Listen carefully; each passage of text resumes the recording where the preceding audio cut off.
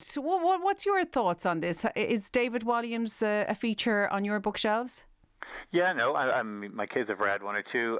They're slightly older now, so my goal is more to get them reading books. But I spoke to a few friends of mine who've kind of read them all, and it's some interesting views. I think the first thing to be aware of is the starting point is not to get angry and throw our toys out of the pram and say this is either political correctness gone mad or the opposite, let's burn all David Walliams' books. Because I think people have this thing that there's a black or white answer here, and the reality is it's probably somewhere in between.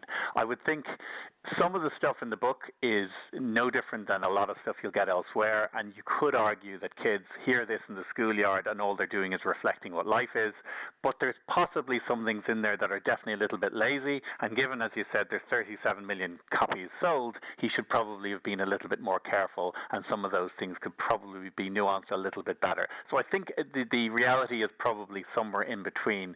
I would say as a kind of bigger point around all this, I do think we need kids reading, and I think that's one of the biggest challenges we have, and it's the one time a child reading gets to hear someone else's thoughts from their own point of view, which you never do with television, and I think it's a wonderful thing. So I think the one thing is most of these books would end up with a good ending, and I think you do need to have nasty characters, and nasty characters often say nasty things. So I'm somewhere in the middle on this because, Claire, I think there's kind of merits on both sides.